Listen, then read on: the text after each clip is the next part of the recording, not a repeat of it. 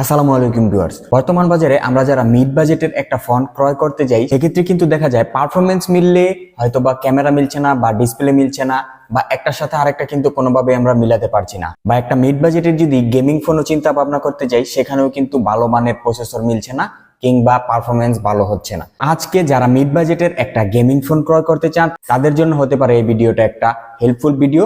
তো সেরকমই একটা ফোন যেটা রিয়েলমির তরফ থেকে রিয়েলমি P4X 5G, ফোনটিতে কি কি ফিচার্স আছে এবং ফোনটি কেমনই বা পারফরমেন্স হতে পারে সেটা নিয়েই থাকছে আজকের ভিডিও। আপনারা দেখছেন হোম টেকনোলজি, আপনাদের সাথে আমি ইমন আছি। চলুন তাহলে পুরো ভিডিওতে ঝাঁপিয়ে পড়ি। তার আগে ছোট্ট একটা রিকোয়েস্ট, যারা আমাদের চ্যানেলে নতুন দেখছেন বা নতুন আছেন অবশ্যই ভিডিও ভালো লাগলে একটি লাইক করবেন, চ্যানেলে নতুন হলে অবশ্যই চ্যানেলটিকে সাবস্ক্রাইব করবেন আর বেল বাটন প্রেস করতে কিন্তু ভুলবেন না।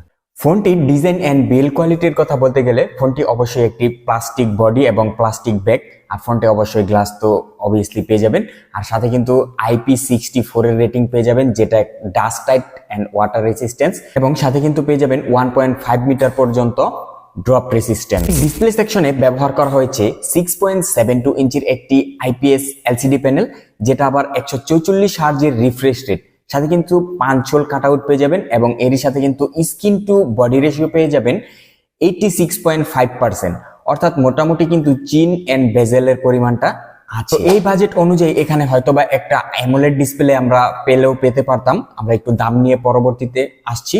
তো তার আগে আমরা একটু পারফরমেন্স জেনে নিই এখানে কি প্রসেসর ব্যবহার করা হয়েছে। প্রসেসর হিসেবে কিন্তু এখানে খুব শক্তিশালী একটা প্রসেসর ব্যবহার করা হয়েছে।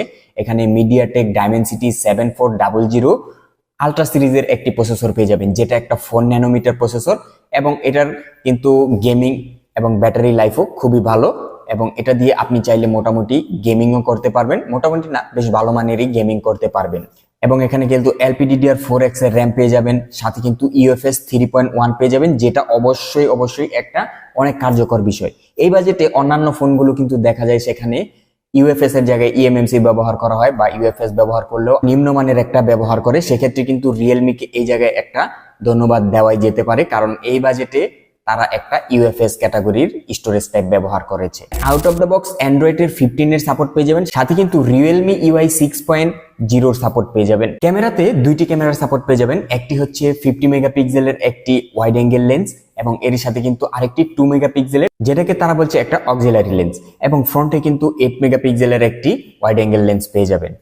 এখন আসি ফোনটির দামের ক্ষেত্রে। ফোনটি বাংলাদেশ মার্কেটে কিন্তু আনঅফিসিয়ালি 6128GB, যেটা ইন্ডিয়ান ভেরিয়েন্ট হয়তোবা 23,000 টাকা বা 22,500 টাকার আশেপাশে পেয়ে যাবেন, এবং 8GB 128GB কিন্তু বাংলাদেশ মার্কেটে ইন্ডিয়ান ভেরিয়েন্টটাই 25,000 টাকা বা 25,000 টাকা থেকে কিছুটা কম এর আশেপাশে পেয়ে যাবেন। যেহেতু ইলেকট্রনিক্স মার্কেট, আপনারা সবাই জানেন দাম বাড়ে কমে, সেক্ষেত্রে অবশ্যই কেনার আগে একটু মার্কেটটা যাচাই করে নেবেন। এখন আসি এর ব্যাটারি সেকশনে। ব্যাটারি সেকশনে কিন্তু হিউজ ব্যাটারি পেয়ে যাবেন, 7000 মিলিঅ্যাম্পিয়ারের ব্যাটারি পেয়ে যাবেন, সাথে 45 ওয়াটের ফাস্ট চার্জিং এর সাপোর্ট পেয়ে যাবেন, এবং USB টাইপ ভার্সন 2.0 সাপোর্ট পেয়ে যাবেন। এখানে এক্সট্রা ফিচার হিসেবে কিন্তু এখানে পেয়ে যাবেন 5G সাপোর্ট, অবশ্যই এটা একটা 5G চিপসেট, 5G সাপোর্টও পেয়ে যাবেন এখানে, এবং ব্লুটুথ 5.4 এর সাপোর্ট পেয়ে যাবেন, এবং IP64 পেয়ে যাবেন, সাথে কিন্তু পাঁচ-হোল কাটআউট। তো এই ফোনটা দিয়ে যদি আপনি গেমিং করতে চান সেক্ষেত্রে মোটামুটি ভালো মানেরই গেমিং করতে পারবেন, কারণ এখানে কিন্তু যে প্রসেসরটা ব্যবহার করা হয়েছে প্রসেসরটা খুবই শক্তিশালী একটা প্রসেসর, 4 ন্যানোমিটারের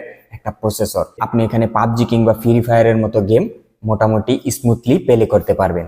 তো কেমন লাগলো ভিডিওটি অবশ্যই কমেন্ট সেকশনে জানাবেন। ভিডিও ভালো লাগলে একটি লাইক, কমেন্ট, শেয়ার এবং চ্যানেলে সাবস্ক্রাইব করে পাশেই থাকবেন। ধন্যবাদ সবাইকে।